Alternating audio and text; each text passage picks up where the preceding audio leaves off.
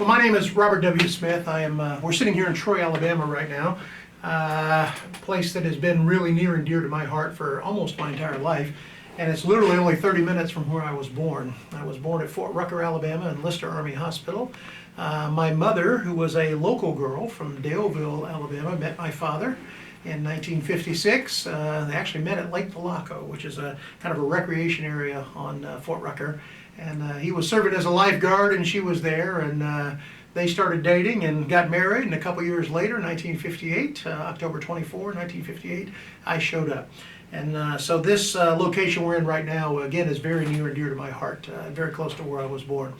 I was raised a military son. So my father served in the United States Army, and so I've lived, because he was in Army Aviation, we lived in and around Fort Rucker for most of our lives, most of my young life, with the exception of 4 years in Europe.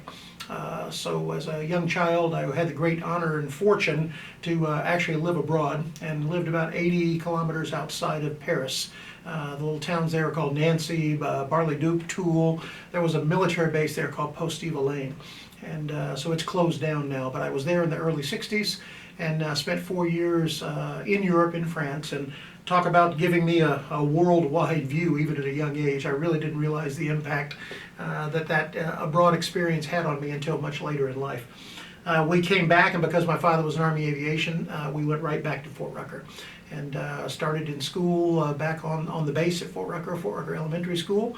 And then my mother was, again, originally from Daleville, Alabama, and moved into the Daleville City Schools beginning in 3rd grade, and that's where the bulk of my school education happened. I started taking music lessons in Daleville. I had an amazing teacher by the name of Joan Marchman, and she taught me piano, and I can never repay her, ever. So I repay by talking about her and then sharing all the incredible music lessons she gave me at such a young and tender age. I didn't realize until probably I was a freshman in college, or taking my first college theory class, I didn't really realize what she did for me. And I probably could have passed that first semester final exam when I was 8 years old, probably could have. She spent a lot of time with me, and really invaluable experiences. She's also the one that started me composing. And most people would now think of me as a composer. Yes, I'm a band director. Yes, I'm a music teacher. Most people know me as a composer and arranger. And she started me writing at a very, very young age, composing my own melodies, notating those melodies. It was really just an amazing experience. So I can never repay her, and offer eternal thanks to her and her family. With that, I continued to studying piano, and then in 5th grade I joined the beginning band. So my first band director was a gentleman by the name of Don Tillery, and what a great job he did, and gave me the basics of the trumpet. I chose trumpet as my, I call it my secondary instrument because I was already a pianist, and so piano was my first instrument, trumpet was my second. Mr. Tillery did a great job, and then I was fortunate enough to actually study with the first trumpet player on the military base. So the Fort Rucker Army Band, it was the 98th Army Band is what it was called. Then it became what people know as a Silver Wings Band. But Warren Johnson was a principal trumpet player there, and he took me under his wing and gave me private trumpet lessons, and I learned so much from him. From there, next band director I had was Alec McRae, and he was a Troy grad, and had come down, and really a wonderful teacher, and so had a great experience with him. However, 8th grade, excuse me, was the time that really changed my life, and that was a very special teacher and his very special wife, who's a gifted teacher. His name is Dr. Clifford M. Winter, and his wife is Suzanne Winter.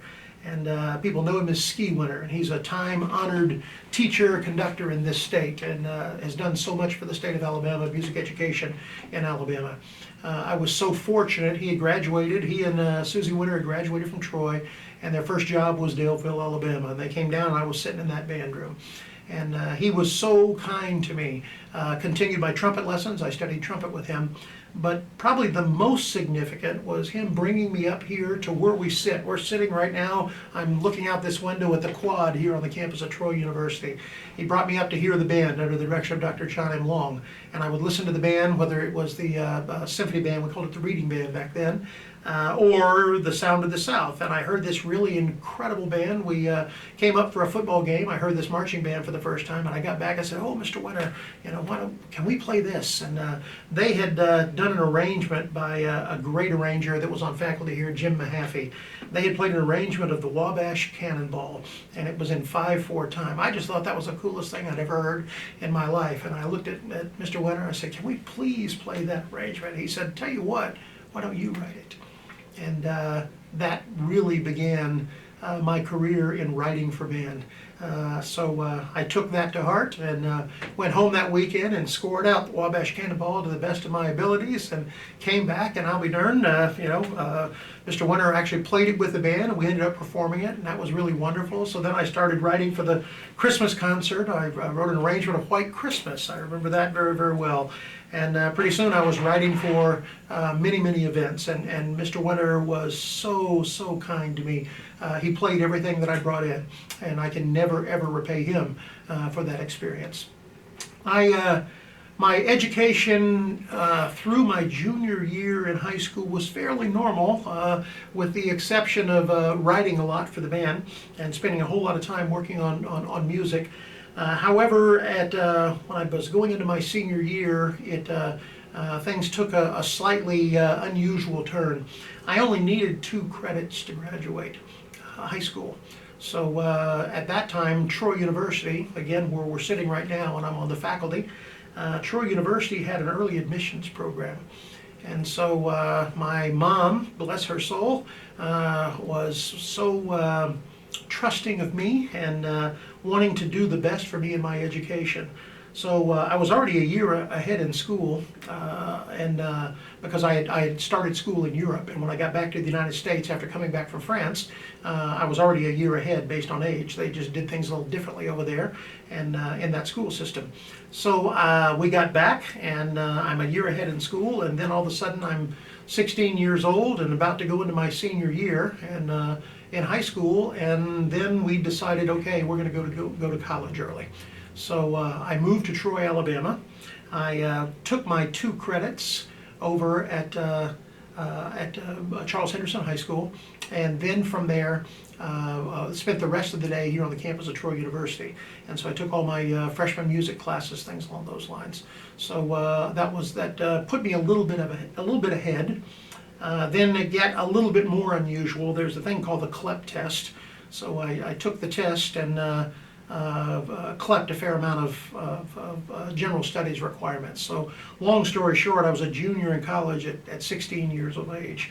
And that was a very, very unusual thing. I wouldn't recommend it for everybody. I certainly wouldn't, I have lovely daughters and with all the confidence in the world, but I'm not sure being a junior and running around a college campus is for everybody.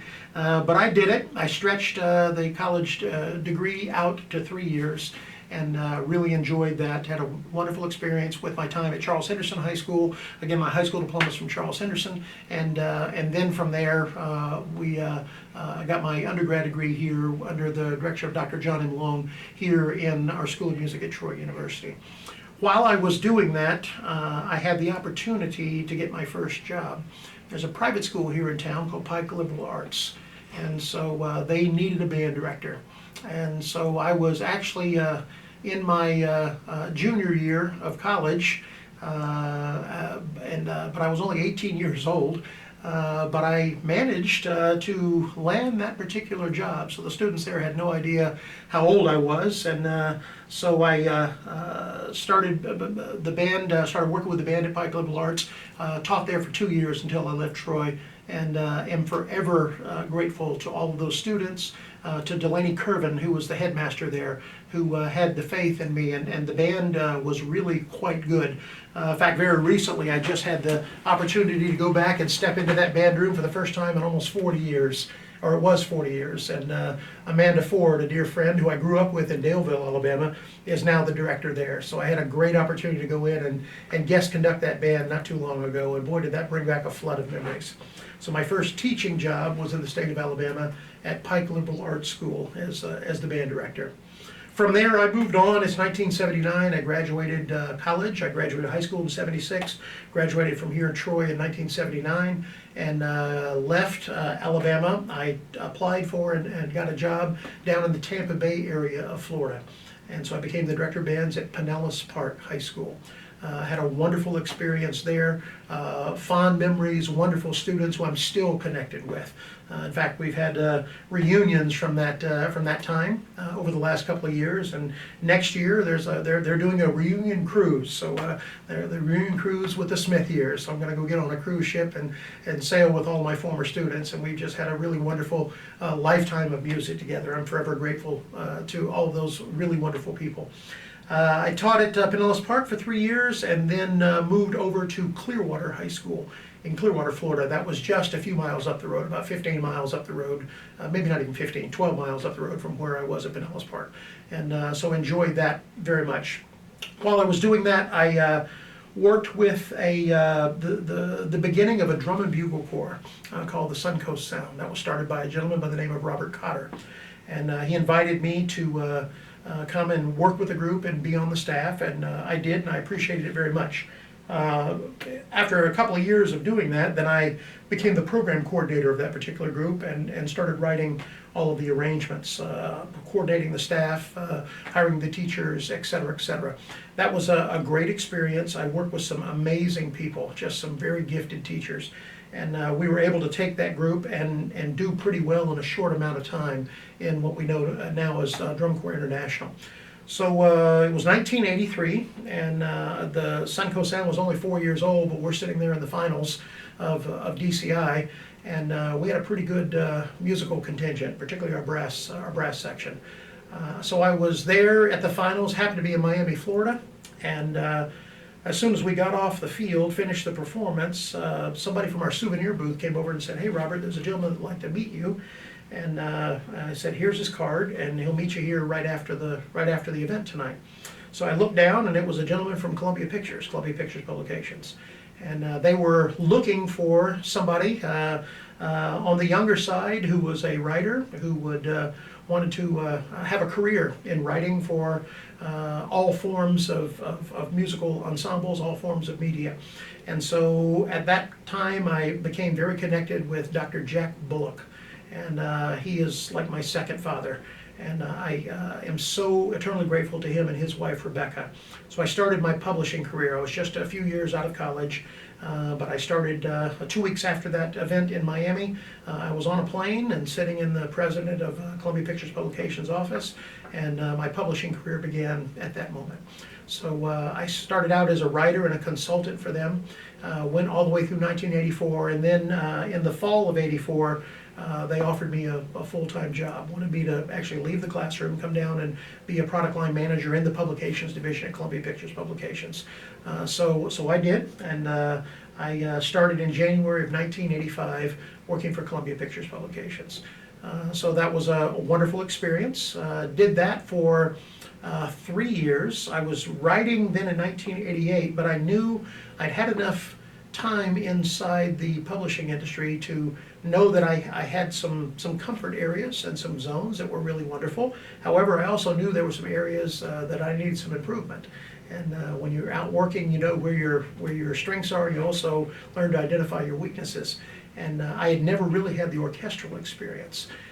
So I was in Miami, Florida, and one of my musical inspirations was a composer there by the name of Alfred Reed. And Alfred Reed was the coordinator of the music industry program at the University of Miami. And what's interesting about that is Alfred Reed actually started music industry education in higher ed. It started in 1973 at the University of Miami.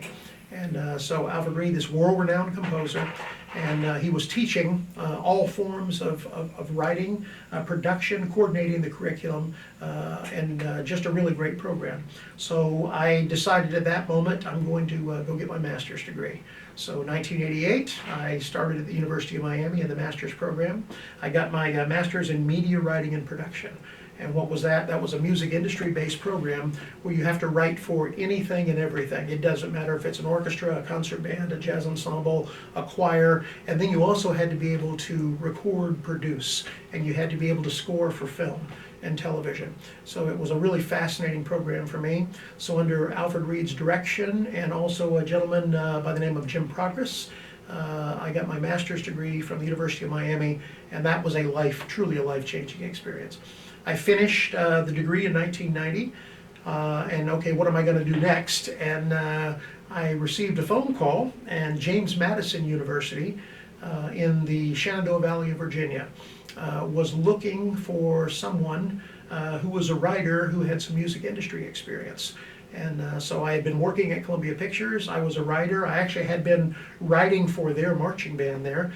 They had hired me as an arranger for several years.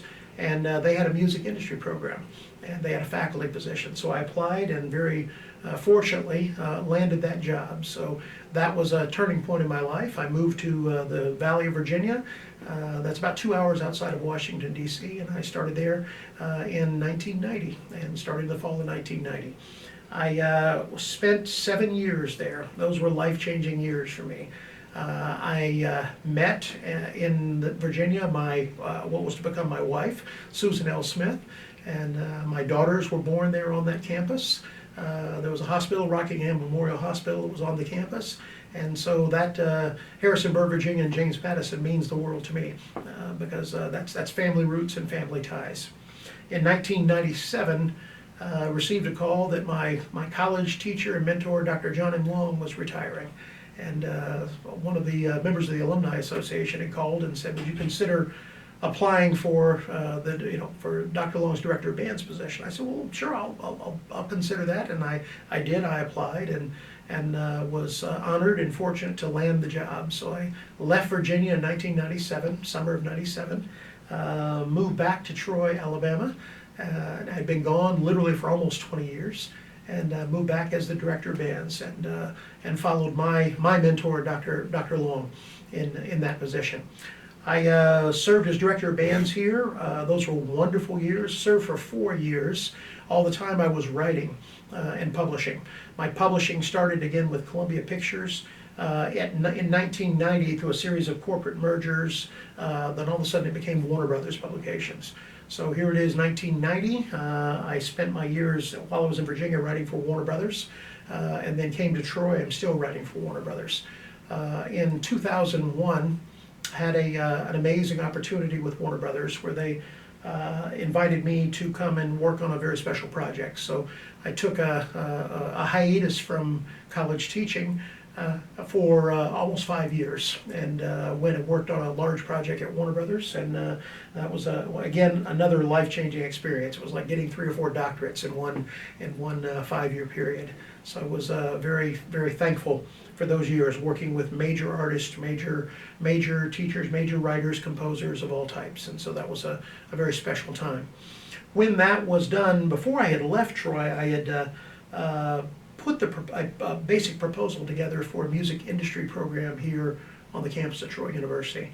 And so while I was working at Warner Brothers, that was put through all the curricular channels and proposed, and all of a sudden Dr. Larry Blocker, who was a good friend of mine, and he called me and said, "Robert, let me take you to lunch." And he said, "You remember that proposal?" "Well, yes, Larry, I remember." And he said, "Well, it's through. We need somebody to come teach it." Well, my 5-year commitment to Warner Brothers was up at that point. So okay, this works out great. And so I came back to Troy. So now I'm in Troy, Alabama for the 3rd time in my life. So that made that very interesting. I've been in Troy, Alabama ever since. So I came and started here again in 2006, teaching the music industry program. As I sit here in front of this camera today, we're finishing next week year 12 of the music industry program, and it has grown exponentially. It's been a wonderful, wonderful experience. I'm very thankful to everybody here in the Troy University family for shepherding and nurturing this program, and we're very proud of it. At that time, during that time, I also Warner Brothers went through a sale, and they were sold to Alfred Publishing out of Los Angeles, California. My contract ran out with Alfred.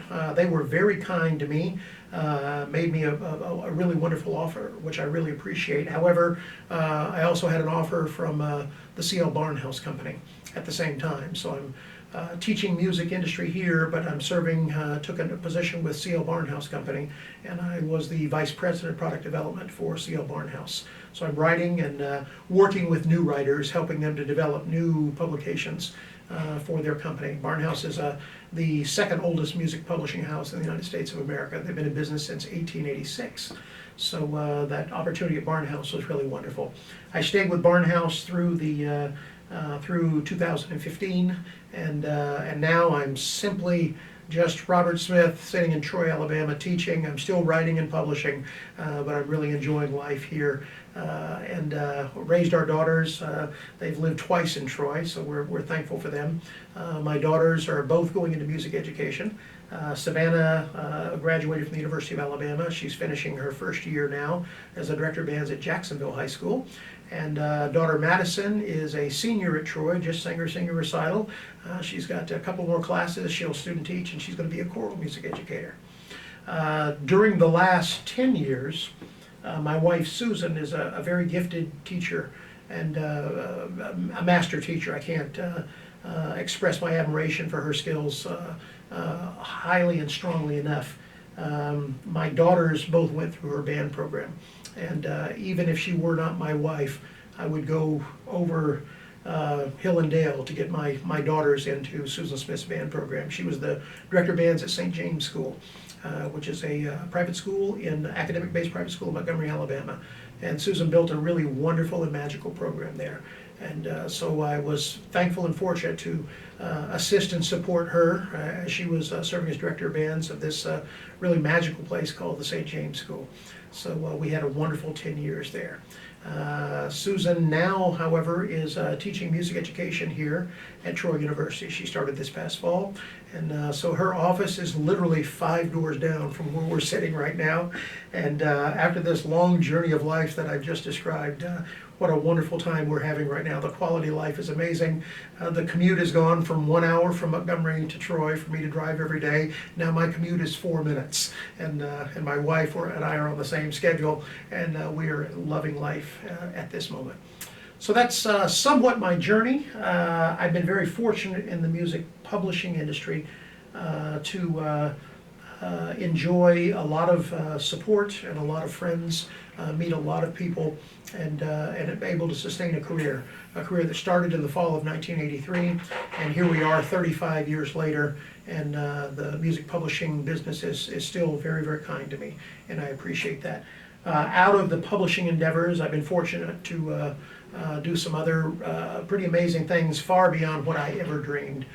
Currently I'm in year 5 now with Universal Studios.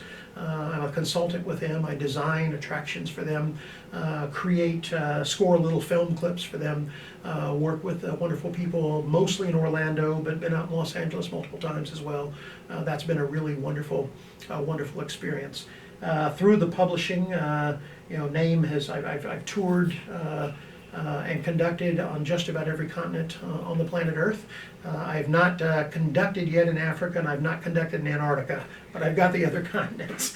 And so that's wonderful and fun. And my music, I'm fortunate to have music played literally around the world. Take on other special projects, whether that's commissions. I conducted the Boston Pops, the Boston Symphony Orchestra at Tanglewood a couple summers ago. That was a lot of fun, premiering a new piece.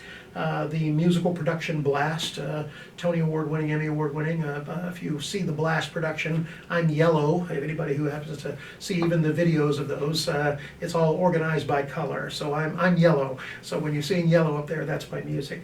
Worked also with Blast. Blast did a Disney production last year, so I was fortunate to be one of the writers for that. That's really wonderful. Composed music for solo artists, major solo artists, military bands. Music's played around the world. I'm fortunate with that. Just now about to do a foreign film score, a Portuguese film. So I'm about to score a movie there. I've got my music in several movies, but I'm about to go into a major movie production and score a large soundtrack. So I'm looking forward to that new challenge. So the publishing business has been kind. However, I'm a teacher. I'm a teacher through and through. I was taught by wonderful teachers. Again, the people that encourage me was just amazing. And so for me, the most important thing that I do is teach.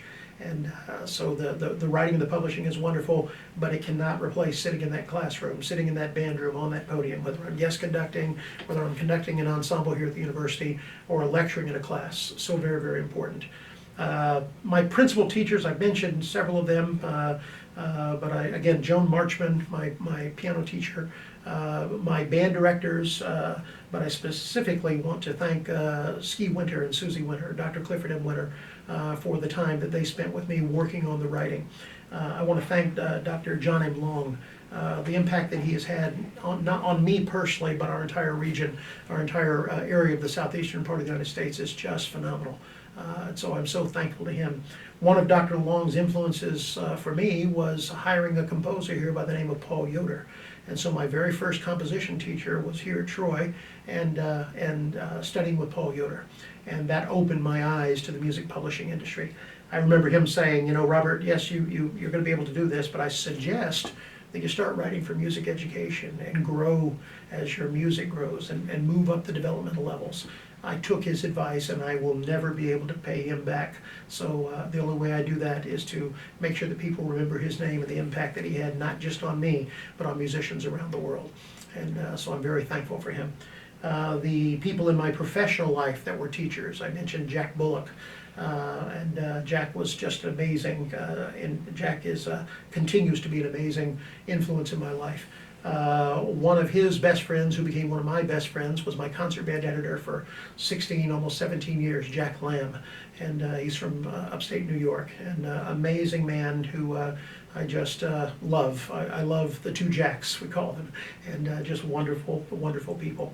I'd also be remiss if it were not to mention the president of Warner Brothers, that brought me back to a company that Warner Brothers had purchased in 1990, and so I was very thankful to Dr. Sandy Feldstein, and may he rest in peace. But Dr. Sandy Feldstein was very kind and took me under his wing, and I'm forever grateful to the wisdom and the teaching that he imparted and shared with me.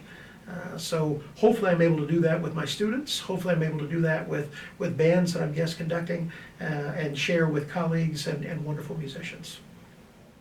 Advice that I would offer to the next generation of teachers. I want to quote my mother-in-law, who was a band director, and something she said, and I heard very early in my relationship when I first met her, was to make sure that we're teaching for the long haul. That's a really, really important thing. We're trying to create musicians for life. We're trying to create people who are going to love music. So my question is, are we teaching the band, the choir, the orchestra, or are we teaching music? Or are we teaching music through the band, choir, or orchestra? For me, I think it might be the latter.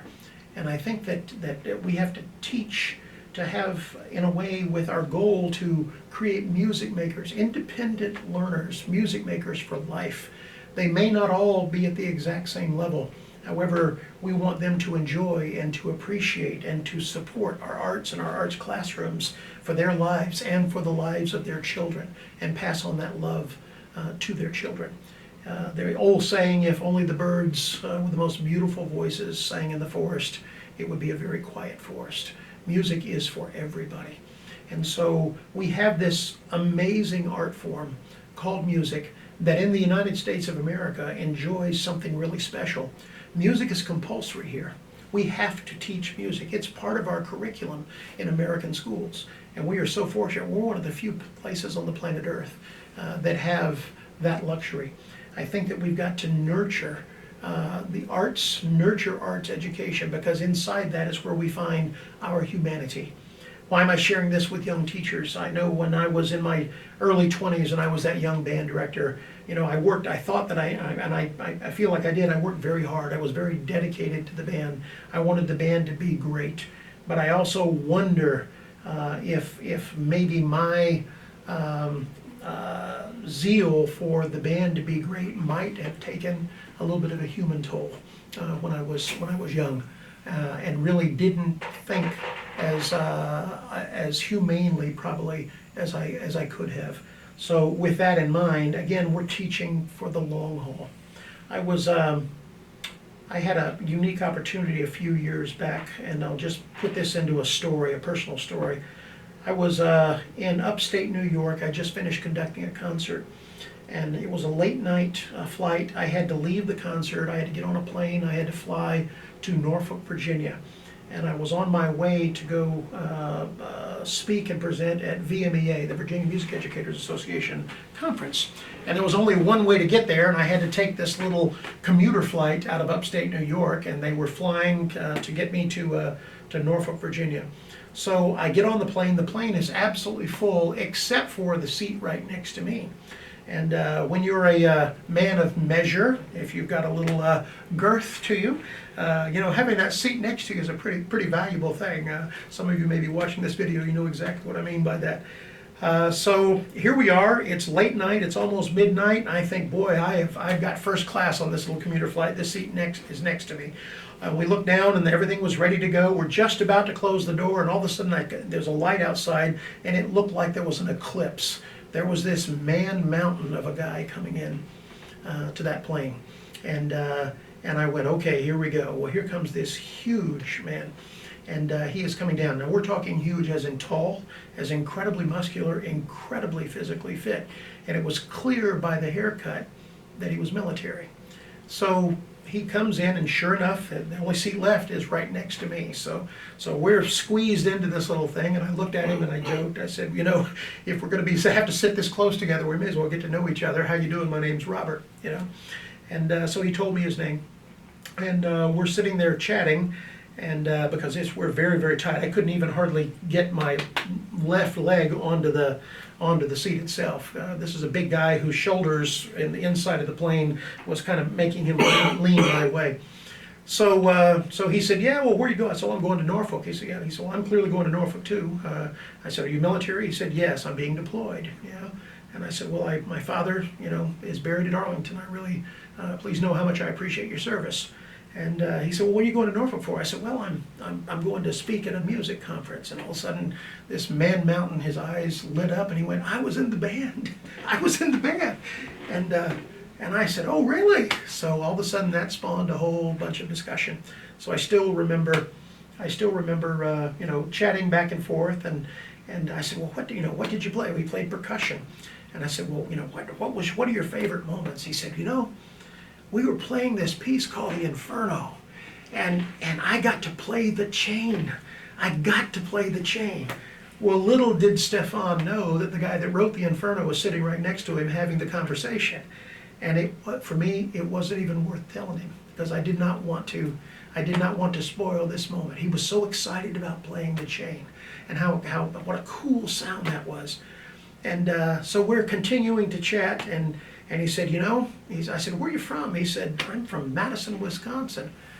And he said, boy, I got my drum set. I love my drum set. I said, I bet you bought it from Ward Brought Music. He looked at me and goes, how did you know? And I said, oh yeah, and the Fall Hoggers probably did a really good job. Oh my God, how did you know them? And so we went back and forth, and at that moment he thought I was some soothsayer, because I knew something about the music industry in Madison, Wisconsin. So we finished this, and he said, I've got my drums packed though. I said, really? He said, yeah, they're already packed. He said, when I get over there, if they'll let me, I'm going to bring my drum set. Because I used to sit there in pep band, and I would play grooves, and I could get the whole gym rocking. What an incredible experience that was. And he said, I just know if I'm overseas and I start playing the drums, I just know that they're going to think differently about who we are and why we're there. Because I know I can get them I know I can get them rocking. I know I speak music. You know, what an incredible, and it's just, I got almost teary-eyed watching this girth, this huge man talk about the importance of music in his life, and the fact that his drums were already packed. He said, boy, I sure wish I could hear, you know, I realize I'm going overseas. He said, I sure wish I could hear, you know, one more band concert. And I said, well, I tell you what, Stefan, you know, I know the president of VMEA. I know the president personally. I tell you what, you know, I gave him my card. I said, here's my cell phone number. And I wrote my cell phone on the back. I said, you call me. When is your plane leaving? He said, well, I got 48 hours. I said, you call me. I'll get you a front row seat with the Allstate band. You know, and now we'll get you to that concert. So I kept on waiting the next day. We said our goodbyes, and he didn't call. So about 2 days later, I got an email, and the email was from him, and he said, "Dear Mr. Smith, first off, I have no idea what to say because I had no idea I was sitting next to the man who wrote Hell, did the soundtrack to Hell."